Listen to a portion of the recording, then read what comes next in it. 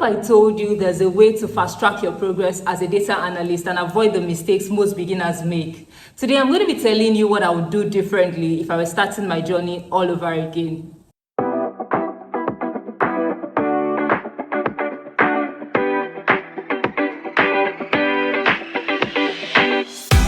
Welcome back to my channel. I'm Tina Okonkwo. If you're new here, please subscribe and turn on the notification so you'll be the first to know when I upload a brand new video. If I were to start my data analyst journey all over again, how would I go about building projects? What would I do differently? And what advice do I have for those of you just starting out?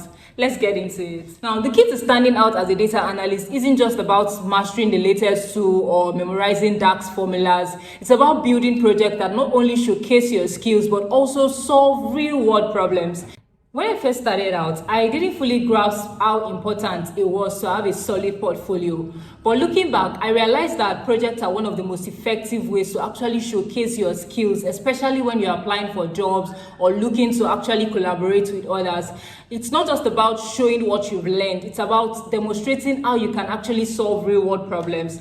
So if I were to start over, I would make project building a central part of my learning process from day one. Now, one of the mistakes I made early on was trying to do too much too soon. If I could start over, I would focus on selecting projects that align with the industry or role that I'm actually aiming for. Here's how I would do it. In the beginning, I'll choose projects that are manageable but still impactful. For example, analyzing sales data or visualizing customer demographics. This type of projects help build a strong foundation in basic data analysis and visualization, and will teach me how to sort of approach projects. Next thing I'll do is I'll look for problems in my community or within industries I'm passionate about. For instance, if I'm interested in manufacturing or supply chain, I'll try analyzing publicly available data on supplier quality to sort of identify trends and any issues in this data.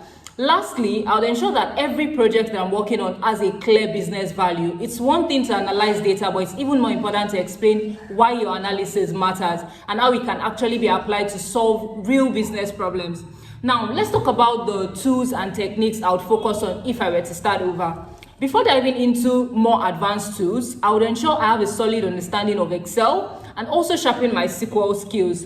These are the bread and butter of data analysis, and they would actually come in handy for almost any project.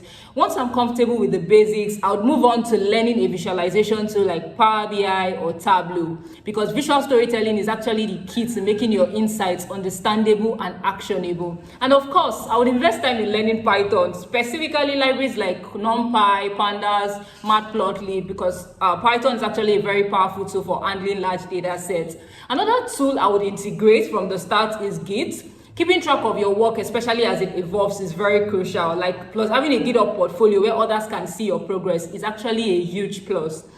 Once you've got a few projects under your belt, the next step is to build a portfolio. If I was starting over, I'll be very, very intentional about how I present my work. Each project in my portfolio will tell a story. I'll make sure that I'm explaining not just what I did, but why I did it and what the results actually mean. This would actually help potential employers or recruiters understand the impact of my work. Now, something else I would do is I would host my codes, my project files on GitHub and create a personal website to actually showcase my project. This will give me a sort of like a professional online presence and make it easy for every other person to find my work. Finally, and the most important thing, I wouldn't leave them in my laptop. I would share my projects on LinkedIn, Twitter, and other platforms where data professionals are. Engaging with the community and getting feedback is very, very important.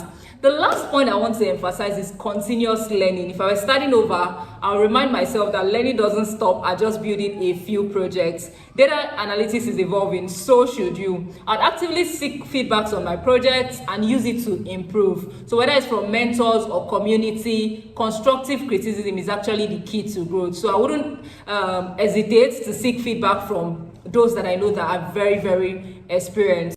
So there you have it. If I were to start over as a data analyst, this is how I would approach building projects. Whether you're just starting out or you're looking to refine your approach, I hope these tips help you on your journey. If you found this video helpful, please don't forget to like, subscribe, and hit the notifications bell so you don't miss out on any future videos. And as always, drop a comment below if you have any questions or there's anything specific you'd like me to cover in future videos. Thanks for watching, and I'll see you in the next one.